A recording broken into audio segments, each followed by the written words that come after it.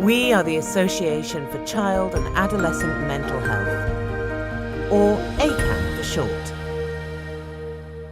Hello, welcome to the Papers podcast series for the Association for Child and Adolescent Mental Health, or ACAMH for short. I'm Jo Carlo, a freelance journalist with a specialism in psychology. In this series, we speak to authors of papers published in one of ACAMH's 3 journals. These are the Journal of Child Psychology and Psychiatry, commonly known as JCPP, the Child and Adolescent Mental Health, known as CAMH, and JCPP Advances. Today I'm interviewing Dr. Zoe Smith, Assistant Professor of Psychology at Loyola University Chicago. Zoe is the first author of the paper, Academic Motivation Decreases Across Adolescence for Youth with and Without Attention Deficit Hyperactivity Disorder, Effects on Motivation on Academic Success, recently published in the JCPP. This paper will be the focus of today's podcast. If you're a fan of our Papers podcast series, please subscribe on your preferred streaming platform. Let us know how we did with a rating or review, and do share with friends and colleagues.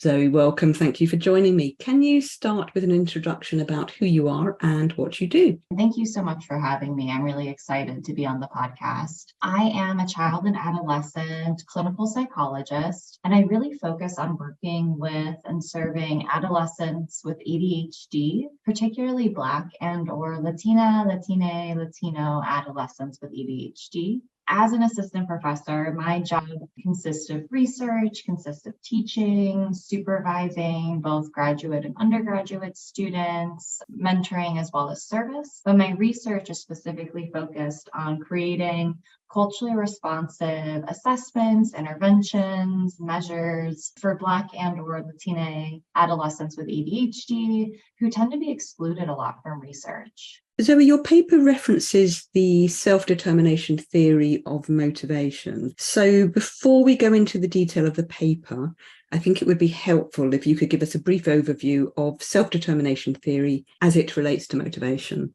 The self-determination theory of motivation is a bit complicated, but so I'm going to talk about it in a little bit more of general terms. Generally, it looks at 3 different aspects of motivation on a continuum. And so those 3 types of motivation are amotivation, intrinsic motivation, and extrinsic motivation. Amotivation is a lack of motivation to complete a task, being apathetic towards a task, not really feeling motivated to complete work. Intrinsic motivation is motivated by interest or curiosity of learning, something that comes internally from that person, not outside reinforcers. Finally, extrinsic motivation is being motivated to complete a task for a reward, for example, a good grade, or being pushed to do something by teachers, by parents, or other outside forces. So for this paper, we specifically focused on academic motivation, but the self-determination theory can be used for really anything. Yeah, fantastic. That's super clear. Can you say something about how motivation presents in young people with ADHD and how this may differ from youth without ADHD? We learned that younger people with ADHD have lower amounts of motivation when compared to their peers without ADHD, which is not surprising because we know that there are multiple theories of ADHD that are related to having motivation deficit, related to the executive functioning deficits that we see a lot with people with ADHD. And when I say the word deficit, what I really mean is that it's different, that for people with ADHD, their executive functioning skills are not as linear or convergent, they're more divergent. So that's what something like motivation can look much harder for someone with ADHD because it's so much harder to get from point A to point B. So youth with ADHD have a harder time staying motivated to complete tasks that are uninteresting, that are boring. They're much more sensitive to interest and curiosity and urgency and novelty than youth without ADHD. And then unfortunately, school and academic motivation often tends to be boring or punitive. Our education system doesn't always have the most fun homework experiences or in-class experiences. And so schools typically really unfriendly to people with ADHD and can even punish them for having ADHD. And so with that can kind of lead to what some people call a failure cycle or a shame cycle, where youth with ADHD get in trouble because maybe they didn't finish their homework on time, or they forgot. They completed it at home, but then they forgot it because of those troubles with remembering to keep organized and executive functioning. And then they get in trouble. So they get punished for just having ADHD, having this difficulty with doing these things, which can lead to low self-esteem, negative self-talk, negative beliefs about themselves, depression, guilt, shame, or any other negative internalized beliefs about themselves, which can lead to thoughts like, I'm stupid, or I don't care about school, or I'm a bad kid, which then obviously is not a very motivating thing. And this can happen really, really early on in a kid's academic career. Kids without ADHD can also experience this cycle, of course, but it's much more common and sometimes much more stronger with kids with ADHD because they get a lot more negative attention for their behaviors. That's like a terribly demotivating cycle that they get into. Let's turn to the paper itself. Can you tell us what you looked at and why? So we had a few important goals for this paper. One was to understand whether motivation really does change across adolescence for youth with and without ADHD. And then secondary to that, does that look different for youth without ADHD and youth with ADHD?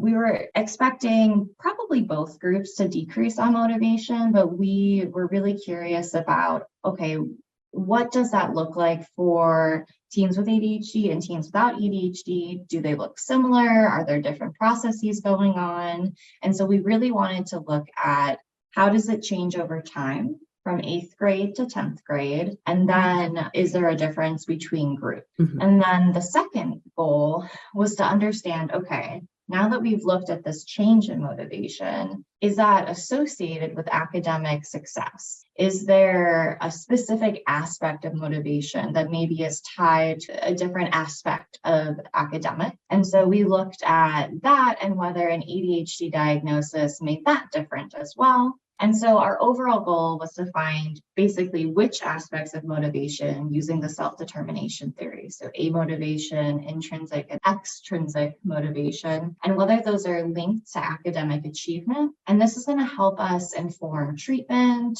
inform educational policy, teaching practices for both youth with and without ADHD. Academics is a very common treatment discussion with kids in this age group, particularly kids with ADHD, because middle school and high school tends to have a lot of need for executive functioning skills, which is not always supported for our teens with ADHD or who struggle with that kind of executive dysfunction. And can you tell us a little about the methodology that you used for this study? The study had 2 sites that recruited youth in 8th grade who were suspected of having ADHD. And this was led by the wonderful Dr. Stephen Becker in Cincinnati, as well as Dr. Josh Langberg in Richmond, Virginia. And this was funded by an IES grant here in the United States.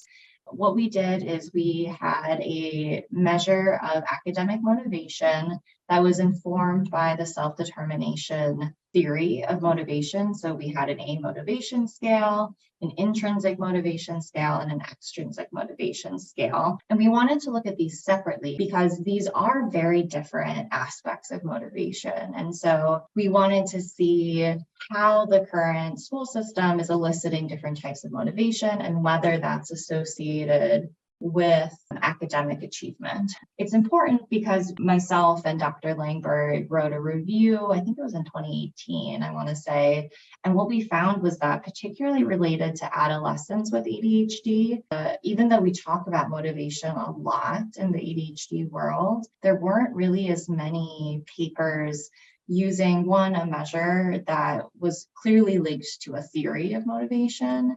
Two, looked at adolescence. We looked at a lot of kids in elementary school. So for the United States, that's like ages 5 to 11, but not really for us middle school and high school. Our last year of what we call middle school or junior high, and then kids transition to high school, which is 9th through 12th grade, which is ages around 14 to 18 for high school. We also wanted to make sure that we were specifically getting teen report of motivation because there is that internal process. So sometimes studies would get parent and teacher report, because that's really common in ADHD studies that we focus a lot on parent and teacher report because for a very long time, we said our gold standard of assessment for ADHD is getting that perspective. And we've really missed the youth perspective on themselves, which we have now found is really, really important in understanding how teens with ADHD, experience school, experience motivation. And so we use this theory-based measure using self-report to get the teens' perspective on their own motivation.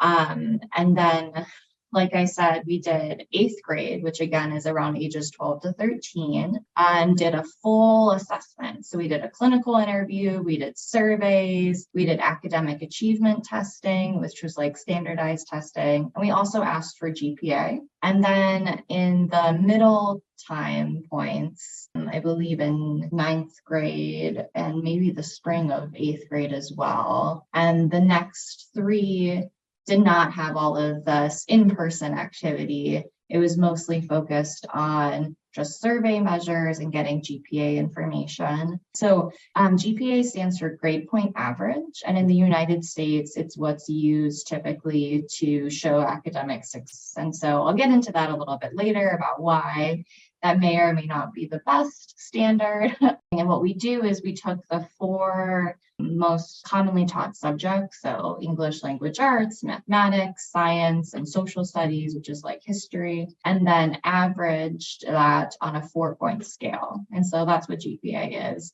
So what we did is then in 10th grade, so this, which is our final time point for this study, we also did academic achievement testing again. So we asked for GPA, we did surveys about homework performance. With all of that data, which was a lot of data, we used what's called longitudinal structural equation modeling to understand first how academic motivation changes. So how a motivation, intrinsic and extrinsic motivation change across 5 time points from 8th grade to 10th grade. And then we looked at whether that was different for teens with and without ADHD. And then we did that exact same thing, like looking at that change of motivation and using longitudinal structural equation modeling again, we then added in, are these associated with academic success variables? And that is a brief overview of the method. So Zoe, what key findings from the paper would you like to highlight?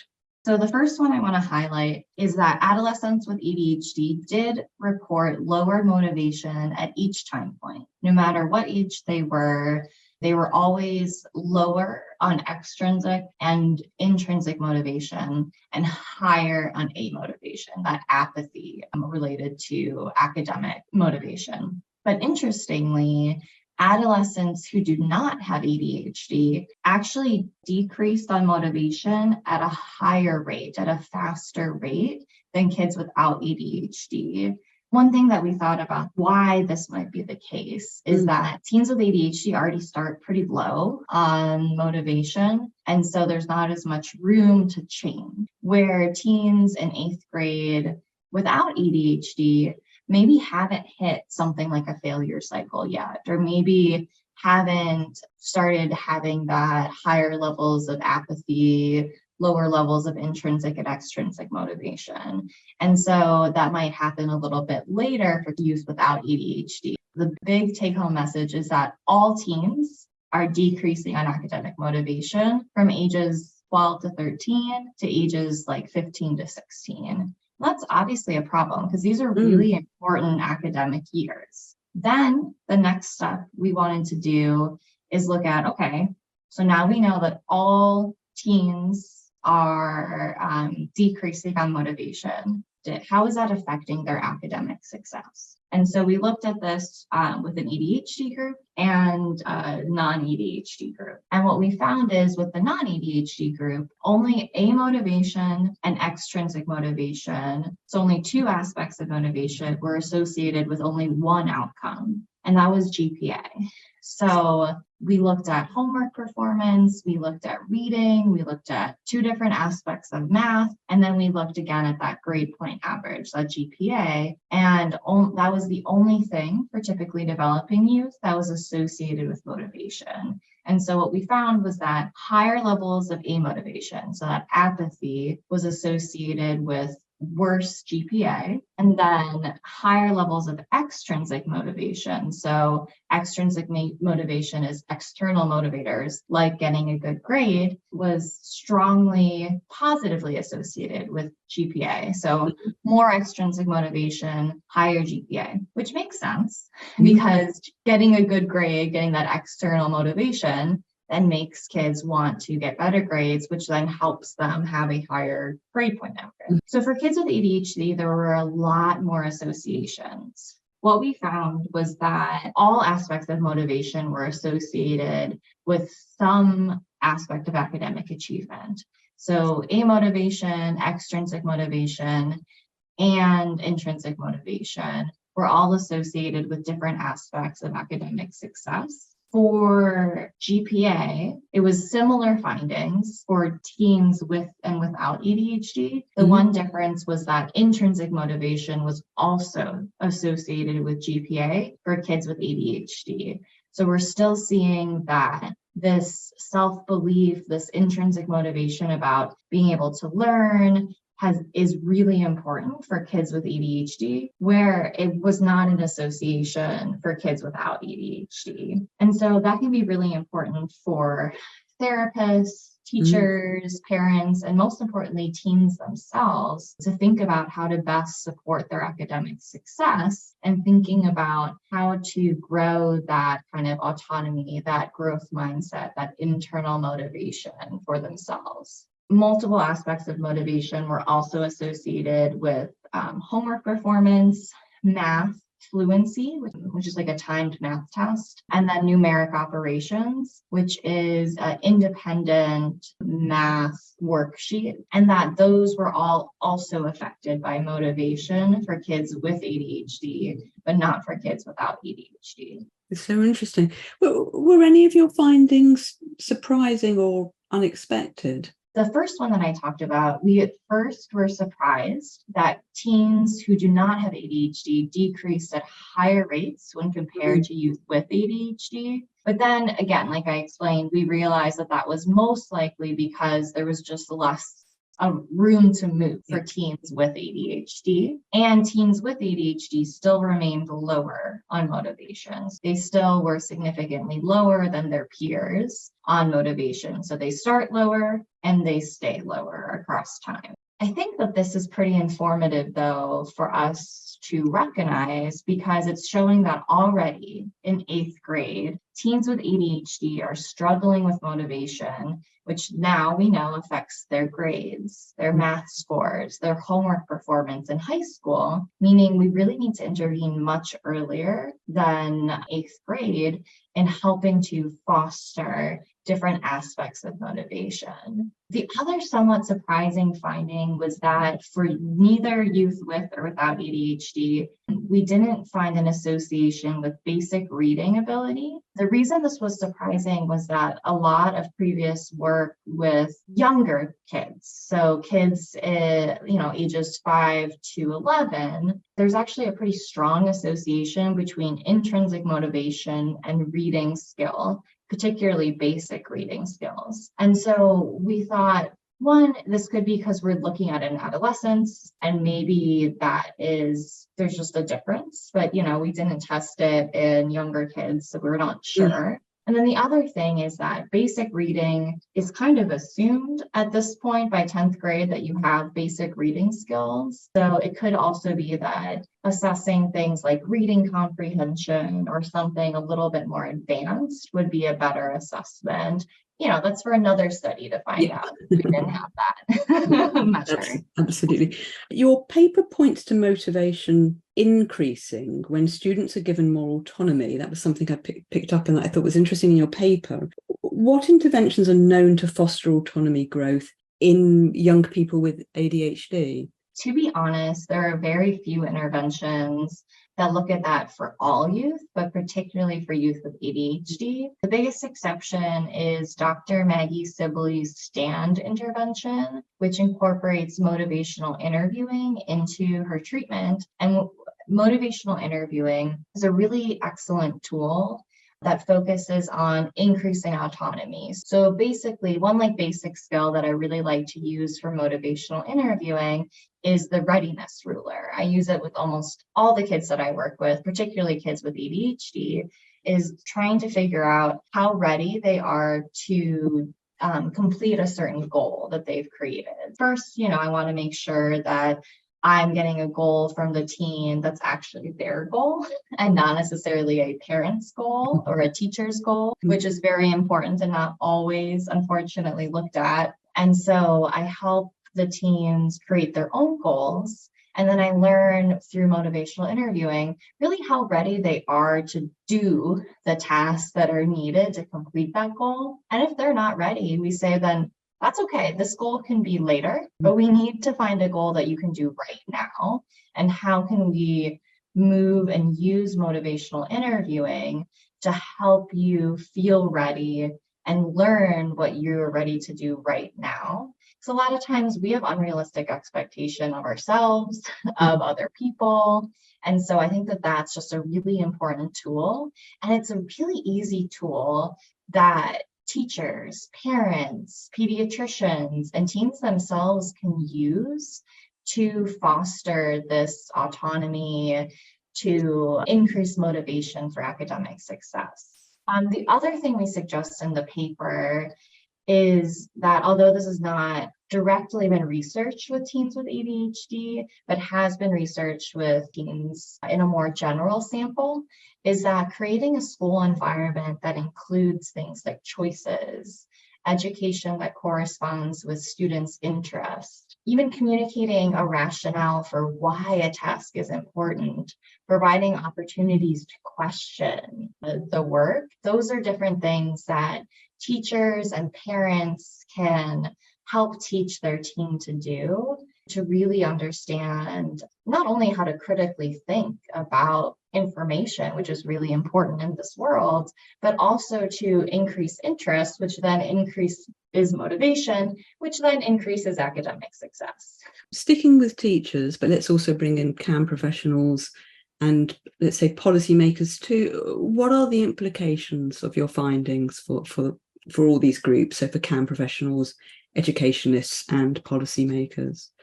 In the United States, and also in many other countries, I think the UK is also similar, academic success is really focused on a very specific area of education, which is really being good at memorization and standardized tests and having the most resources to succeed in those two areas of education. And so here in the United States, this is because of continuously problematic educational policy. So for example, No Child Left Behind was in the 2000s, Race to the Top was a little bit later, and are still affecting teens today. And so it's really focused on teaching that's like teaching to the test, not teaching to learn or to grow or to think critically about things. And so it's very important for us to recognize the systems that our students are learning in and how that reflects what they are conceptualizing as what success is and what incentives are built into the curriculum that is undermining our students' motivation and academic success and even learning for students. Currently, teachers and school administrators are really incentivizing students to test well on national performance benchmarks, which then leads again to that teaching practices that focus on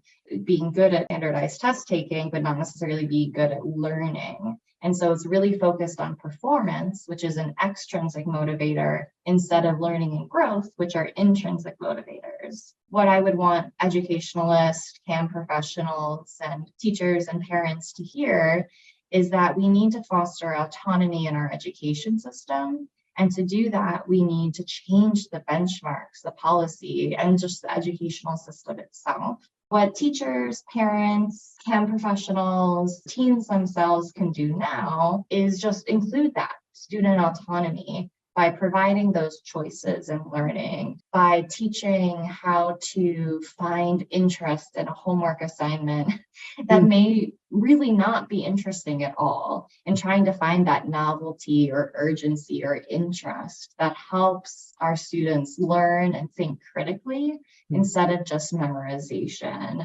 The theory that we've been talking about this whole time, that theory, it states that motivation is really closely tied to well-being, and that intrinsic motivation really helps increase not only academic success, but really thinking critically, which are needed really in this time with the amount of content and misinformation that is out and online. Really, those should be the goals that we have for education. So I'm a professor at Loyola, and I have students that say, when they take a test, they just remember it for the test and then it leaves their brain almost immediately. And that's not learning. And so what we need to do is foster that interest and engagement in the work. Any specific tips for young people themselves or for their parents who can encourage them? That's such a good question. So I think parents should really try to work to foster their teens' autonomy and critical thinking skills, even if they have to exist in an education system that right now does not foster that autonomy. It really can be done at home. And so teens, I don't want to always put things on teens because, they're the ones who have a lot going on in their lives and should have the support of adults in their life. But let's say you just want a few skills to think about doing, is try in every task that you have to do, whether it's a chore, whether it's academics, whether it's homework, to try to find something about each task that you have to do that you're curious about or you have questions about. This will help increase your intrinsic motivation to complete that task, because there's something new or novel or interesting now essentially associated with that.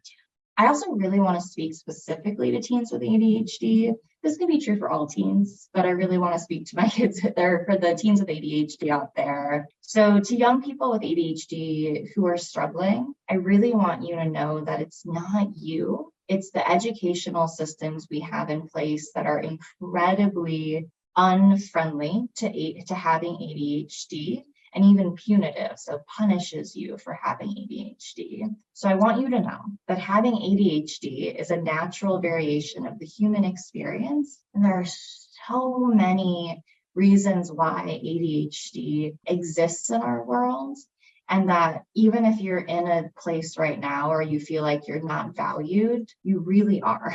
You have so many amazing skills. You have so many strengths.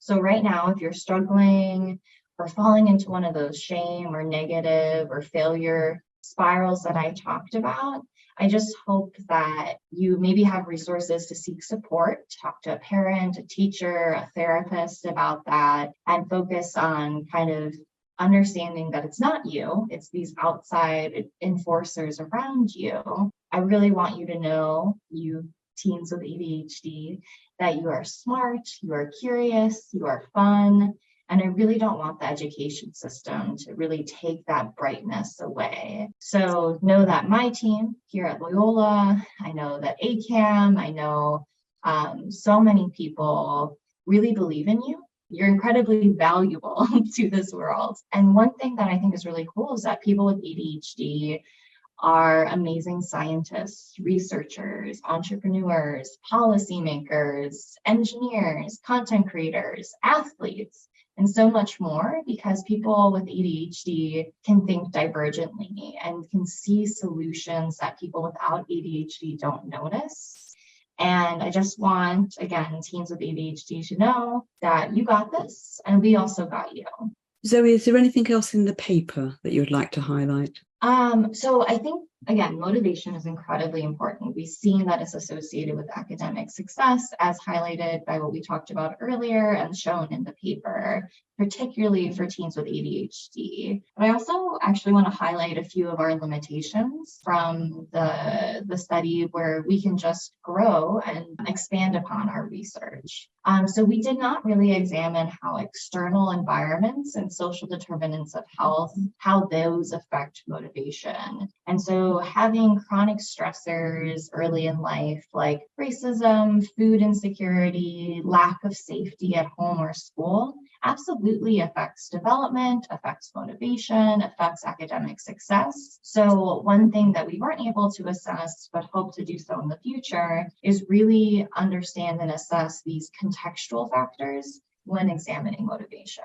So sticking with future work, are you planning any follow-up research, or is there anything else in the pipeline that you'd like to share with us? Yes, multiple things. So we want to understand how the pandemic has shaped motivation. And so Doctors Rosanna Bro, Stephen Becker, Melissa Dvorsky, and Josh Langberg all collected that motivation data with the same group of teens. And so that's kind of a follow-up study that we're really interested in looking at and seeing if there are any changes in motivation or in changes in growth and motivation. So when I say growth, I don't necessarily mean that it's increasing. What I mean is that is it changing over time? And so we'll be able to understand how motivation may have changed over that time period for both teens with and without ADHD. And then the other project that my current team is focused on, so we're providing culturally responsive assessments for Black and/or Latino teens with ADHD. We are still recruiting. So if any listeners know of Black and/or Latine teens who have or are suspected of having ADHD in the Chicago area or willing to travel once to the Chicago area, you can reach out to us at Loyola University Chicago. But we also include motivation. So we include the same scale of motivation in that study, along with what I just talked about, those contextual factors that may affect motivation, such as discrimination, pandemic distress, that may affect motivation as well as academics. And so first, we're going to look at the psychometric properties of the measure, and then examine whether motivation affects academic success with the teens that we serve, including, again, like those contextual discrimination, pandemic, and social determinants of health measures. So they can go to actionlab.com. That's ACCTIONLAB.com and click on projects. And there's information on how to talk to us, or they can give us a call. One is the United States code. So 1-312-487-1489. Thank you. Finally, Zoe, what is your take-home message for our listeners? Motivation is decreasing for all teens from 8th to 10th grade. It continues to be lower for our teens with ADHD. So we really need to intervene early to help support teens with and without ADHD by changing our education systems, teaching practices, homework, etc., to really support teens' academic success and foster that autonomy and intrinsic motivation. Zoe, thank you ever so much. For more details on Dr. Zoe Smith, please visit the ACAMH website, www.acamh.org, and Twitter at ACAMH. ACAMH is spelled ACAMH. And don't forget to follow us on your preferred streaming platform. Let us know if you enjoy the podcast with a rating or review, and do share with friends and colleagues.